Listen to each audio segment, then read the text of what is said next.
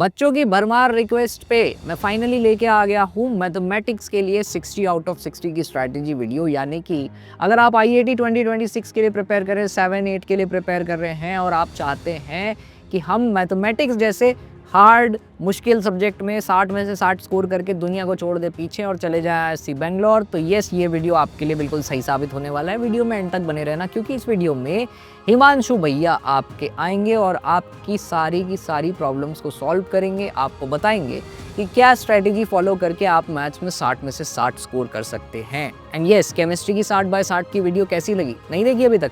ऊपर लिंक आ रहा है, क्लिक करके देख लेना। तो चलो बच्चों, without wasting any further time आपके प्यारे हिमांशु भैया को बुला लेते हैं और उनसे पूछते हैं तुम्हारी 60 आउट ऑफ 16 मैथमेटिक्स IIT की स्ट्रैटेजी। आइए sir. Hello sir. Hello sir, कैसे हो? मैं भी बढ़िया बढ़िया। आप बताइए। बस बढ़िया सर। आजकल पार्टी वार्टी पे नहीं आ रहे हो आप हमारे साथ, क्या बात हो? आप बोला ही नहीं रहे। अरे सर कोई बात नहीं, चलो बच्चों के आ जाएंगे अच्छे नंबर। अगर मैथ्स में 60 में से 60 तो हम कर लेंगे पार्टी फिर। बिल्कुल ठीक है, चलो अब फटाफट भैया बताएंगे तुम्हें कि क्या स्ट्रैटेजी तुम्हें फॉलो करनी चाहिए ताकि तुम्हारे भी 60 में से 60 आ जाएं, उन बच्चों की तरह जिनके लास्ट ईयर बहुत सारे ऐसे बच्चे थे जिनके बायो वाले बैकग्राउंड के होते हुए भी मैथ्स में अच्छे नंबर आ गए थे, और बहुत सारे मैथ्स वाले बच्चों ने 60 आउट ऑफ 60 स्कोर किए थे मैथमेटिक्स में। आज वो IISc बेंगलोर जैसे इंस्टीट्यूशंस में हैं। आप भी अगर वैसा बनना चाहते हैं तो क्विकली ये स्ट्रैटेजी समझ लेना जो अब मैं सर से आपकी तरफ से पूछने वाला हूँ। सर सबसे पहले तो आप ये बताओ कि जैसे केमिस्ट्री में यूनिट्स होती हैं कि भाई फिजिकल, ऑर्गेनिक, इनऑर्गेनिक 3 टाइप की यूनिट्स हो गई, ऐसे बायो में भी यूनिट्स होती हैं, तो क्या मैथ्स में भी यूनिट्स होती हैं? हाँ, होती है मैथ्स में यूनिट। मैं आपको दिखाता हूँ। सो ये कुछ यूनिट्स हैं मैथ्स की। तो अगर आप देखो, ज़्यादा कुछ नहीं करना है, इस वाले पोर्शन को देखिए, डिफरेंशियल कैलकुलस, इंटीग्रल कैलकुलस और अलजेब्रा।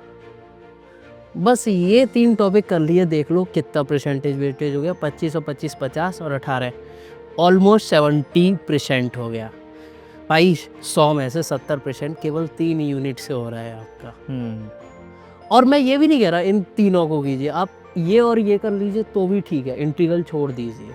50% इनफ है, ठीक है। For this tips is for जो भाई बिल्कुल कुछ नहीं जानता है मैथ्स में, है ना। ये केवल उनके लिए, भाई उनको 60 आउट ऑफ 60 लाना है, उनको ये पूरा ही करना पड़ेगा। उनके लिए कोई शॉर्टकट नहीं है।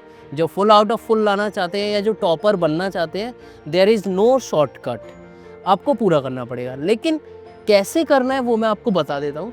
पहले आप डिफरेंशियल कैलकुलस से स्टार्ट कर सकते हैं।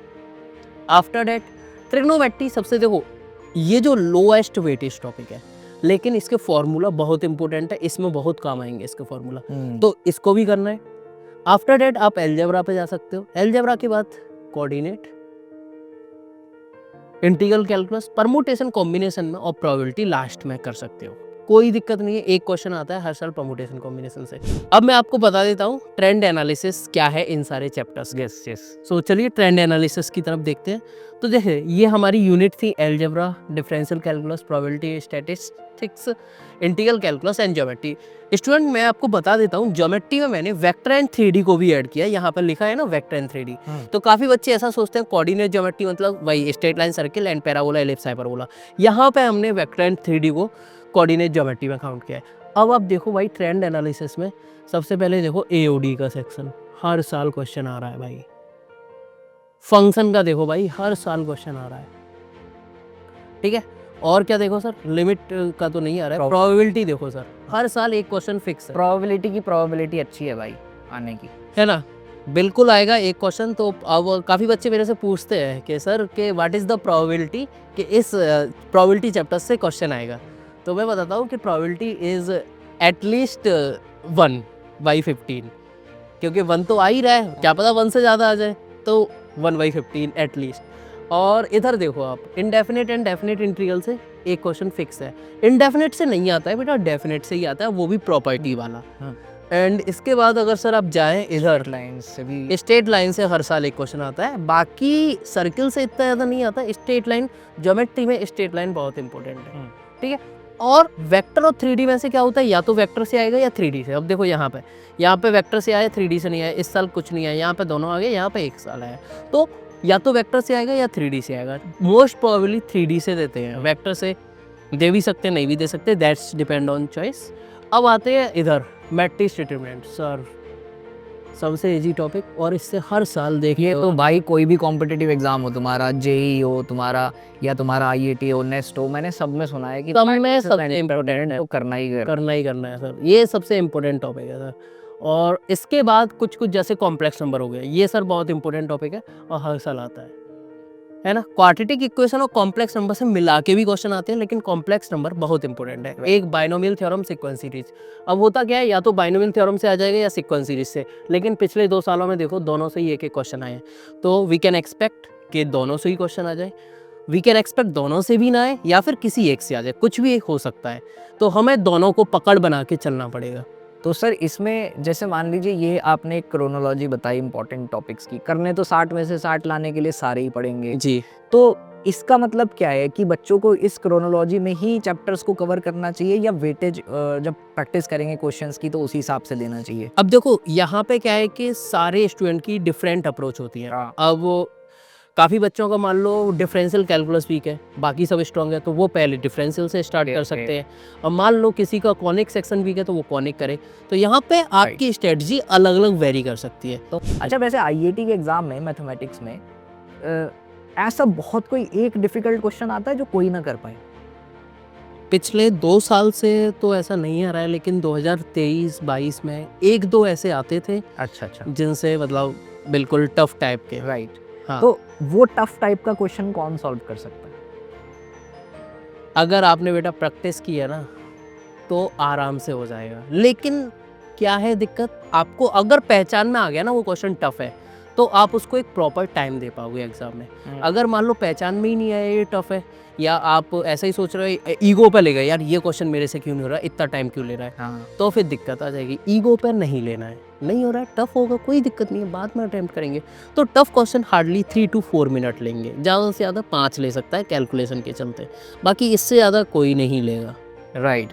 वैसे अगर तुम्हें सारी स्ट्रैटेजीज चाहिए ऑन द टिप्स तो तुम सास्ट्रा के कोर्सेज चेकआउट कर लेना, क्योंकि अगर हिमांशु भैया खुद तुम्हें मैथ्स पढ़ा रहे हैं, डेली तुम्हारी क्लासेस चल रही हैं, तो ये स्ट्रैटेजीज डिस्कशन आम बात होती है उन बच्चों के लिए जो होमी और विक्रम कोर्सेज में, रमन कोर्सेज में एनरोल्ड होते हैं। तो यस, डिस्क्रिप्शन में लिंक दिया है, चेकआउट कर लेना। अब सर एक बड़ी बात कि ये तो हो गए इंपॉर्टेंट टॉपिक्स, जी, बच्चों का मेजर सवाल ये रहता है कि सर कौन से टॉपिक से कितने क्वेश्चन। तो उसके लिए भी हमने पूरा प्रॉपर प्लान बनाया हुआ है। देखो ये रहा, और इसमें लिखा भी हुआ है कौन से क्वेश्चन मस्ट डूएबल है, कौन से को आप छोड़ सकते हो। बट 60 में से 60 वालों के लिए नहीं है वो चीज़। हाँ, ये चीज़ ध्यान रखना। तो जो ग्रीन टॉपिक है that is must doable topic, हाँ, और जो वाइट है जिनको अगर आपको ओनली 60 में से 60 नहीं लाने, लाइक 40 लाने हैं, 50 लाने हैं, तो आप इनको एक बार के लिए छोड़ सकते हो। लेकिन मैं फिर भी बोलूँगा बेसिक चीज़ें करके जाना, फार्मूला याद और बेसिक कॉन्सेप्ट क्या है इस चैप्टर का करके जाना। भले ही ज़्यादा क्वेश्चन मत प्रैक्टिस करना, लेकिन PYQ जरूर देख के जाना हर एक चैप्टर के। सो जैसे sir relation must doable chapter, relation and function हमने देखा था सर, फंक्शन में हर साल क्वेश्चन आ रहा है। हाँ, हाँ, हाँ। तो 90 क्वेश्चन 3 महीने में आराम से करना है। 3 और ये मिनिमम क्वेश्चन, मिनिमम है ये, राइट। ठीक है। और इसके बाद ITF is not so important, अभी तक एक भी क्वेश्चन नहीं देखा गया है, लेकिन कहीं कहीं यूज थोड़ा बहुत हो जाता है, तो you can assume 60 question is enough. अगर आप इसको 30 भी करते हो ना तो भी कोई दिक्कत नहीं है ना, इट्स ओके। आई थिंक एक minute, wait a minute, I think यहाँ पे ट्रिग्नोमेट्री नहीं लिखा है ना, तो इसमें ट्रिग्नोमेट्री भी है, तभी ये 60 है। या ट्रिग्नोमेट्री एंड ITF के 60 इज़ ओके, है ना। ट्रिग्नोमेट्री एंड ITF मिला के 60 क्वेश्चन करने हैं आपको, ठीक है। एंड ये आपके मैट्रिक्स डिटरमिनेंट सर कितना इंपॉर्टेंट है, तो 100 हमने दिए, सेंचुरी मार दी। सेंचुरी। वेक्टर इंपॉर्टेंट है 60। तो जो इंपॉर्टेंट है उनके बारे में बताता हूँ। जैसे ये बेसिक मैथ जो होता है ना, अब काफ़ी बच्चे क्या होते हैं कि मैथ्स 11th-12th में बेसिक मैथ्स फिजिक्स की और मैथ्स में बहुत कन्फ्यूज होते हैं। वो तो सोचते हैं कि सर हमने तो फिजिक्स में ही बेसिक मैथ पढ़ी है। हाँ, वो एक अलग लेवल की बेसिक मैथ्स है, ये अलग लेवल की बेसिक मैथ्स है, दोनों बहुत डिफरेंट है। फिजिक्स में बेसिक मैथ्स में वेक्टर 3D पढ़ा देते हैं, वेक्टर ही पढ़ाते हैं, और डॉट प्रोडक्ट, क्रॉस प्रोडक्ट और बेसिक डिफरेंशिएशन, इंटीग्रेशन। यहाँ पे आपका चलेगा अलग लेवल का बेसिक मैथ, तो इसकी बेसिक जानकारी होनी चाहिए। अगर ये है तो फिर सारे चैप्टर्स में आपको बहुत स्मूथनेस हो जाएगी। तो ये मस्ट डूएबल इसीलिए है क्योंकि ये फाउंडेशन बनाएगा आपका। 11th का मतलब जो बेस है ना, सेट थ्योरी तो हो जाता है, सेट के बाद बेसिक मैथ करना है। बेसिक मैथ में जैसे लॉग आ जाता है, मॉडुलस आ जाता है, तो ये आपको करने ही करने हैं, इनसे क्वेश्चन नहीं आता है। लेकिन हर चैप्टर में ये काम ये कहीं ना कहीं केमिस्ट्री और फिजिक्स में भी आपको हेल्प करेगा न्यूमेरिकल पोर्शन में जी। श्योर, क्योंकि लॉग वाला चैप्टर वैसे बच्चे पढ़ते नहीं है। तो हाँ केमिस्ट्री में आप केमिकल काइनेटिक्स में, इलेक्ट्रोकेमिस्ट्री में लॉग बहुत ज़्यादा फ्रिक्वेंटली यूज़ करते हो, वहाँ पे फिर फंस जाते हो, तो उससे कोई फ़ायदा नहीं है। इसीलिए इस चैप्टर को, बल्कि मैं तो कहूँगा कि सारे बच्चे स्टार्टिंग इसी से करें, बहुत अच्छी कमांड कर लें इस पर, तो इट विल बी बेस्ट। हाँ यस सर। ये सर 120 वाला कौन सा? ये देखो, ये रहा।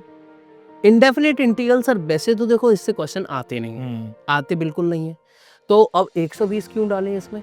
बेटा इससे क्या है ना, आपकी थिंकिंग अप्रोच और डेफिनेट इंटीग्रल को सॉल्व करने की कैपेबिलिटी बहुत बढ़ जाएगी। सर मैंने भी 200 क्वेश्चन कराए हैं क्लास में। बाप रे।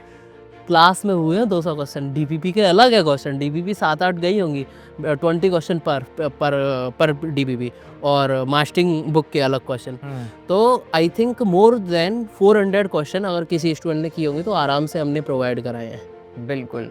अब ये बात ध्यान रखना कि ये जो क्वेश्चंस यहाँ पर दिए हुए हैं, पहली बात तो ये मिनिमम है, इतने आपको 3 महीने में करने ही करने हैं इन सारे टॉपिक्स के। स्टार्टिंग आप इंपॉर्टेंट और अपने वीकेस्ट से कर सकते हो, देन अपने इंपॉर्टेंट और स्ट्रॉन्गेस्ट से, देन जो नॉन इम्पॉर्टेंट है उस पर। लेकिन एक चीज़ ध्यान रखना कि ये सारे टॉपिक्स के जो क्वेश्चंस आप करोगे ये बहुत ज़्यादा रेलिवेंट टू आईआईटी होने चाहिए, जिसके लिए आप हमारे सोर्सेज चेकआउट कर सकते हो। जैसे कि सर ने बताया, मास्टरिंग बुक्स, मॉक बुक्स आप चेकआउट कर सकते हो, जिनका लिंक डिस्क्रिप्शन में डाल दिया जाएगा। और आप साथ ही साथ PYQs को फॉलो कर सकते हो आईआईटी के, जो कि 2017 से लेकर 2025 तक है। और अगर आप PYQs भी कर लेते हो तो उससे भी आपको बहुत अच्छा आइडिया लग जाता है। तो पहले PYQs करो, आइडिया लगाओ, फिर उसकी प्रैक्टिस करो आईआईटी की मॉक बुक से, और मास्टरिंग कॉम्बो से भी कर सकते हो। लेकिन सबसे पहले मैं प्रायोरिटी दूंगा आईआईटी मॉक बुक को। और बाय द वे, अगर आप आईआईटी मॉक बुक को डिस्काउंट पे खरीदना चाहते हैं, कोर्सेज में एनरोल करना चाहते हैं, क्योंकि अभी भी टाइम है, अंडर गाइडेंस आप तैयारी करके बढ़िया नंबर ला सकते हैं, तो आप राइज 10 कूपन कोड इस्तेमाल कर सकते हैं, ताकि आपको सर से पढ़ने का मौका मिले। हमें तो नहीं मिला, अगर मेरे को अगर हिमांशु सर जैसे टीचर मिले होते क्लास 12th में, तो मेरे ना आ रहे थे 74 नंबर मैथमेटिक्स में, मेरे आते 90 पार, और मैं चला जाता DU। सैम हुई ऑर्गेनिक केमिस्ट्री समझ आ जाती, SN1 SN2। आज भी मैं बोलता हूँ कि कैसे CL से BR आ गया। ठीक है, हाँ। नाइस। तो कोई लास्ट एडवाइस जो बच्चों को देनी है, जो आपको 60 आउट ऑफ 60 के लिए बहुत ज़्यादा ज़रूरी लगती है? प्रैक्टिस, क्वेश्चन प्रैक्टिस बहुत ज़रूरी है भाई, क्योंकि मैथ्स में ज़्यादातर स्टूडेंट का डाउट यही होता है कि सर मेरे को थ्योरी तो आती है बट क्वेश्चन प्रैक्टिस नहीं है। तो मैथ्स में थ्योरी, अगर मैं सर बोलूँ ना 11th और 12th की थ्योरी ज़्यादा से ज़्यादा 15 दिन की थ्योरी है, ओनली थ्योरी। कुछ चैप्टर की तो आधे घंटे की थ्योरी है, लेकिन क्वेश्चन प्रैक्टिस हर टाइप की, variety type of question practice करनी है, कहीं से भी मिले, नो मैटर आप कहाँ से कर रहे हो क्वेश्चन प्रैक्टिस, इससे कोई फ़र्क नहीं पड़ता। आपको क्वेश्चन मिल रहा है, कीजिए, सही आ गया आंसर ठीक है, नहीं आया दिमाग नहीं लगाना है ना। आप उसी पर लग गए, ये मेरे से क्यों नहीं हुआ, ऐसा नहीं करना है। सॉल्यूशन देखिए, हो जाए ठीक है, नहीं हुआ छोड़ दो, कोई दिक्कत नहीं है। क्योंकि ये टाइम वो नहीं है कि आप दिमाग लगाओ हो क्यों नहीं रहा है, ईगो हर्ट करो, वो टाइम नहीं है, वो टाइम निकल चुका है। जितना हो रहा है उतना करो, नहीं हो रहा है सॉल्यूशन देखो, सॉल्यूशन से समझ नहीं आया, कहीं से हेल्प नहीं हो रहा है, छोड़ दो, कोई दिक्कत नहीं है। 1-2 क्वेश्चन से ऐसा नहीं है कि वो क्वेश्चन ही एग्जाम में आएगा। जो क्वेश्चन आप कर रहे हो उसमें से 90% प्रोबेबिलिटी ये मेरी है कि एक भी ना आए, लेकिन कॉन्सेप्ट जरूर मैच करेगा। 90% ये मेरी प्रोबेबिलिटी है कि कॉन्सेप्ट हर एक क्वेश्चन का मैच करेगा। तो कॉन्सेप्ट सीखो ना, कॉन्सेप्ट अगर आपके दिमाग में हुआ, हर क्वेश्चन लगा ले जाओगे। तो क्वेश्चनों को रटना नहीं है, एग्जैक्टली समझना है। वो जो 60 में से 60 लाने के लिए जो एक क्वेश्चन आता है ना, जो डिफ़िकल्ट होता है, वो वही बच्चा कर पाता है जिसने कॉन्सेप्ट पे अपने अच्छे से काम किया हो।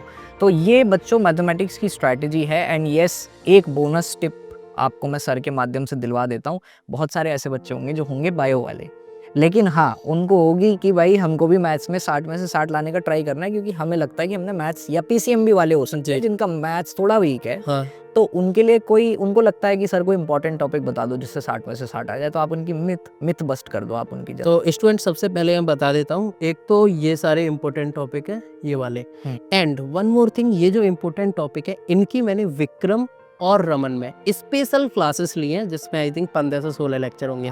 तो अगर आप इनरोल्ड करते हैं तो आप उन सारी वीडियोस को एक्सेस कर पाओगे। एंड आई विल गारंटी, अगर आपने वो 15 से 16 वीडियो देख ली, सारे इन चैप्टर्स के PYQ लग जाएंगे। हो सकता है 1-2 ना लगे, लेकिन ज़्यादातर आपसे हो जाएंगे, दैट इज़ माई गारंटी। और अगर 60 में से 60 लाने हैं तो आपको ये सारे टॉपिक्स पढ़ने पड़ेंगे। ठीक है बच्चों, सो आई होप कि आप इस स्ट्रैटेजी से काफ़ी कुछ सीखेंगे, अच्छा करेंगे स्कोर। 60 आउट ऑफ 60 की लड़ाई में पार्टिसिपेट करना इज़ गुड, बट हमारा मेन टारगेट है ISC बेंगलोर या अपना ड्रीम इंस्टीट्यूट, जो आपको इस स्ट्रैटेजी से 100% मिल सकता है, बशर्ते आप इस बचे हुए टाइम में मेहनत करो। अगर कोई भी डाउट होता है तो कमेंट में बता देना, या फिर आप हमारी सपोर्ट टीम से कॉन्टैक्ट कर सकते हो। And yes again once again, अगर आप बुक्स परचेज करना चाहते हो अपनी प्रैक्टिस को नेक्स्ट लेवल ले जाने के लिए, तो राइस 10 कूपन कोड इस्तेमाल कर सकते हो। कोर्सेज में एनरोल करोगे तो भी आपको डिस्काउंट मिलेगा अगर आप ये वाला कूपन कोड इस्तेमाल करते हैं। अगली वीडियो में मिलेंगे, बट मुझे कमेंट्स में बताना कि अगली वीडियो में स्ट्रैटेजी बायो की चाहते हो पहले या फिजिक्स की। All the best. All the best.